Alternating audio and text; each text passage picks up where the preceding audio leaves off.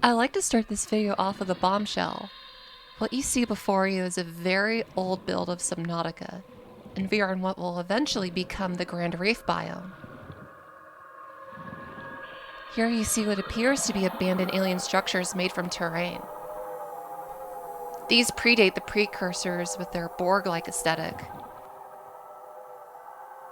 Not many people know or talk about these buildings, yet I remember them from 10 years ago. To put that into perspective, when this build of Subnautica released, I was 12 years old, and now I am 22. That is half my life loving Subnautica. So I'd like to think I'm at least a little bit qualified to put together what I think would make Subnautica 2 incredible.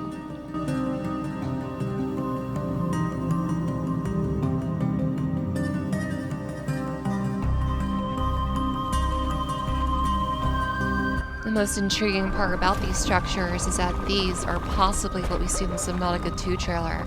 If you look at the background, you can see a giant cathedral-like structure. If you look even more closely, you'll be able to see an entire city. An entire city underwater. Whether it be alien or human-made, I'm not entirely sure, but I'm excited to figure that out. I think the scariest part about this is that what you see here in the final version is nothing but void. There's nothing here. It's like it never existed. I truly do believe that these were at one point what the precursors would have been. Instead of being giant green Borg cubes, it would have been dirt huts and some type of more primitive life. I believe at one point the warpers were supposed to be the intelligent life. Not saying one is better than the other. I do love the precursors, don't get me wrong. Sorry. Architects. Still getting used to those new names.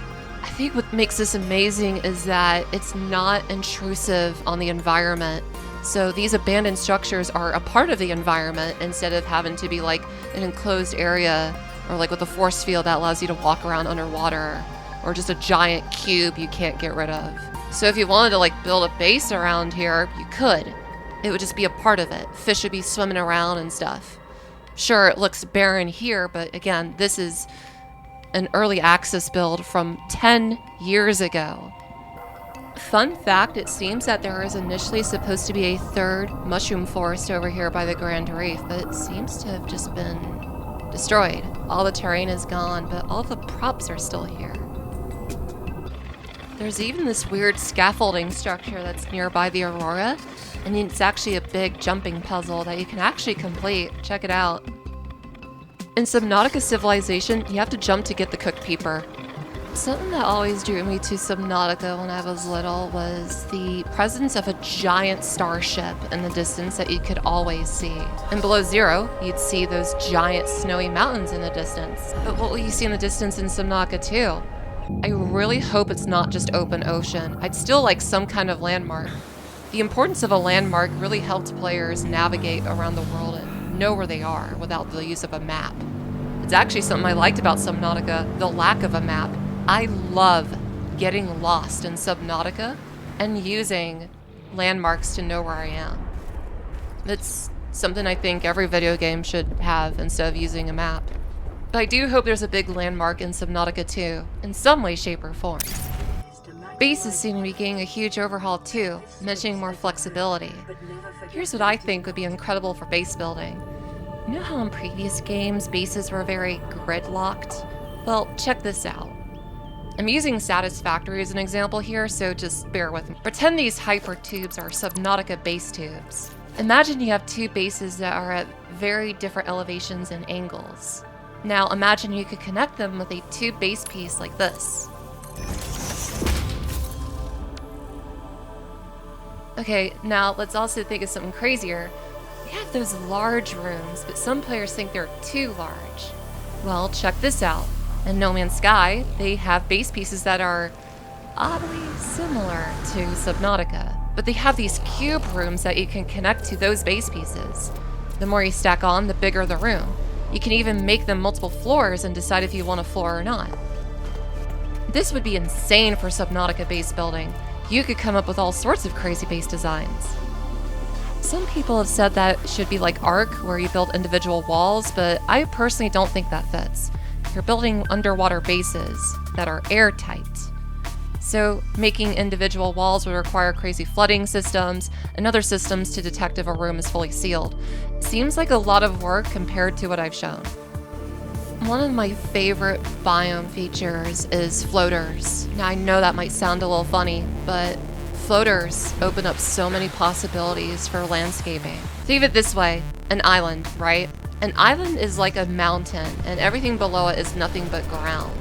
But with floater islands, you can have an island on the surface and then have all the space underneath it to put whatever you want. Not only that, but then you have the possibility of having a cave below that surface, so then now you just have a whole sandwich of explorable area. And it's one of the main ways that people have been adding biomes to Subnautica through modding.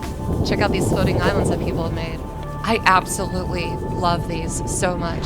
Some of them have precursor tech in them. Some of them are like their own completely new biome on the surface.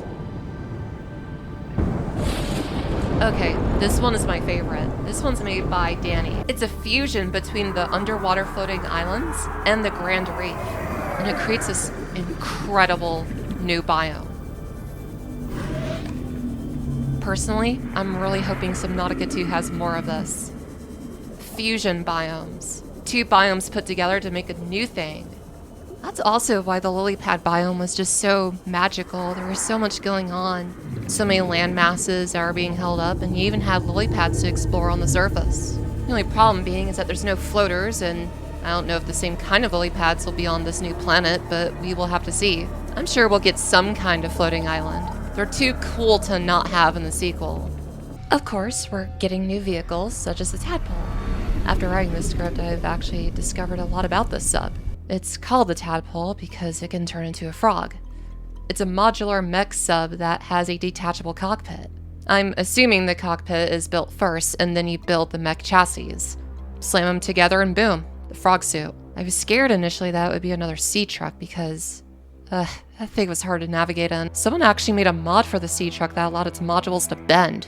I'm surprised this wasn't done for the game. That's brilliant. See, I still want a big submarine to be in Subnautica 2, kind of like the Cyclops. I mean, Unknown Worlds has a huge stockpile of submarine concept art.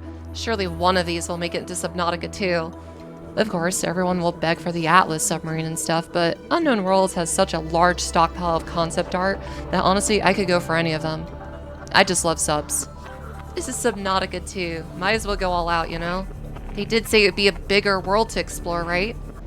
Okay, yeah, you can't have an alien ocean survival game without creatures. But I'm wondering how they'll be tackled on this new planet. From what we've seen, all of the creatures certainly look different to Subnautica's 4546b, but still familiar. They look closer to creatures you'd see in Below Zero, admittedly. Something to note about Subnautica creatures is that they all always had something distinct about them to tell them apart. Eyes are a giant eyeball. Reapers have big mandibles. Reefbacks have a reef on their back. And this is where I'm going to sound mean. And I apologize for this, I really do. But it needs to be said if Subnautica 2 will use this criticism. In Below Zero, I'm sorry, but I can't really remember half the new creatures added, apart from the glow whale, the titan holefish, or a vent garden. A lot of their designs aren't memorable. I mean, who remembers the brute shark? I mean, some of the creatures borderline didn't look like they fit in the game. Exhibit A, the what is it called?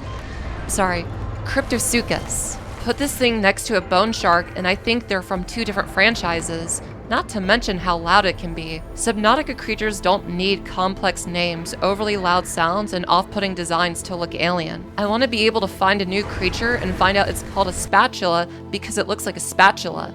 Or a fish called Peeker because it peeks at you. Or a plant called Max Noodle because it looks like macaroni. I hope you get what I'm saying here. We all know Subnautica 1's story with the Sea Emperor and curing the Karar, so I won't dive too deep into that. But I do think Subnautica 1 has a great balance with its story and exploration without the main character uttering a single word. Subnautica Below Zero had an amazing story about Alan, Altera espionage, mutiny, Marguerite beating up an Altera gunship, a force field... Oh. Wait, that didn't happen. Okay, look. This video isn't going to be about Subnautica Below Zero's scrap story and how amazing it actually was compared to the final version, but this is me making a plea. Unknown Worlds, if you want to make a batshit crazy story, then go for it. I, along with so many others, think Below Zero's original story was very captivating with its gravity and state. The final story played way too safe and felt like there was no payoff at all for Robin's sister or Marguerite. I mean, you have these awesome leftover set pieces like the Vesper space station always orbiting around you, and this rocket that you can send things up to it. Hold on. I have an idea. Okay, Unknown Worlds. I'm sure you already have a premise set for this game, but please hear me out. Trading. Wait. It's cooler than it sounds. In Subnautica 1, there's this crazy mod called FCS Automation Update, in which Riley needs to pay off his debt by selling ores, but can also buy things using credits to furnish his base, make things look prettier, tools, items. Subnautica at its core isn't meant for automation, aside from farming plants. So I feel like optional missions sent from Alterra to send back certain items in exchange for decorations, tools, etc. would be really neat. Make you actually feel like you're working and not just surviving. But again, that completely depends on what you guys have set up for the premise. I'm just throwing a pitch. I still think the satellite orbiting would be super cool though. Next, I want to talk about something that I want to be very critical about in Subnautica's world. Interconnectivity of cave biomes. We all know the jelly shroom caves, right? It's pretty cool. One of the main problems I feel it has is the few amount of entrances there are to the jelly shroom caves, as well as only having like one reason to go there, that being the Degassi base. If there's one thing I don't like about video games, it's having such an amazingly cool looking area to only explore once and then never again. I've been brainstorming ways in the back of my head that I feel like could make this work better, and I was wondering, what if the safe shallows and the kelp forest were on a bigger plateau, kind of like a table, and then you just had the jelly shrooms under it that is just, parallel to the grassy plateaus. But then that opens up another can of problems. I also feel like the jelly shroom caves could have worked as another access point to the Lost River. Just, obviously you can't access it until you have all the proper upgrades, but it would be a cool sneak peek into the future of the game, Ooh, this is my favorite part. I have no footage of this, so you're kind of just gonna have to bear with me on this. The inactive lava zone used to have about 4 entrances on the surface. One was at the front of the Aurora, another was behind the Aurora, another was in the Dunes biome, and one was at the Grand Reef. All of these would funnel in kind of like a swirl shape into the inactive lava zone, which really upset me when the final inactive lava zone had only 2 entrances, both being from the Lost River. Fun fact, at one point, the inactive lava zone only had 1 entrance, and that was behind the cove tree. I'm so glad that was changed, because if that was the only way to get to the inactive lava zone, I would have been upset. A lot of those entrances for the inactive lava zone did eventually become the entrances for the Lost River. The one at the Aurora being pushed over to the Bulb Zone. Here I go again. The one in the Grand Reef obviously also became another entrance to the Lost River. And the one at the Dunes biome became kind of like a thermal vent that you could use. In Below Zero, the final cave network you go to is the Crystal Cavern, and that only has a single entrance. What I'm trying to say is, you need more entrances to these cave systems. Things like the deep Grand Reef and deep twisty bridges make sense because they're in their respective biomes. But large zones underground can't just be accessed by a single hole. That's lame. It makes you wonder whatever happened to the methane ice caves that would have been in Below Zero. That would have been a perfect area to connect to the Crystal Cavern. Also would have filled up the empty space on the map where there's nada. This video was initially going to be much longer. I really wanted to go into depth with Subnautica 1 and Below Zero and point out their flaws as well as their strengths, because I really want them to be shown off for the benefit of Subnautica 2 and its development. However, I am in the process of moving, so that's why this video is a lot shorter. There's a lot more points I wanted to talk about, like new tools and more fun things to use, like the current generator or the grav sphere. But unfortunately, like I said, I ran out of time to make this video. I'm very sorry. If this video gets enough retention, however, I might make a part 2. But it's completely up to you guys and what you think. Please put in the comments below what you want Subnautica 2 to have. and maybe I might be able to show it off in a separate video. I do hope you learned something from all this. A lot of the things I pointed out in this video is very obscure knowledge about Subnautica 1 and its development. Not to brag, but I am kind of a time capsule for Subnautica 1 and Below Zero's development. So if you have any questions about it, I will more than likely have an answer. And if anyone at Unknown Worlds watches this video, I really hope that you didn't take any of my critiques the wrong way. I love Subnautica to death, and I love everything that you guys have created for it, even if Below Zero was not as amazing as people hoped it would be. I'm sure a lot of you guys feel that way too, but hey, we learn from our mistakes and we grow from them. I have no doubt that Subnautica 2 is going to be great. I mean, obviously I'm a big fan. I have a whole VTubing model for Subnautica. If you like this video, leave a like. If you disliked it, dislike it. And it would help me out if you left a sub. But until next time,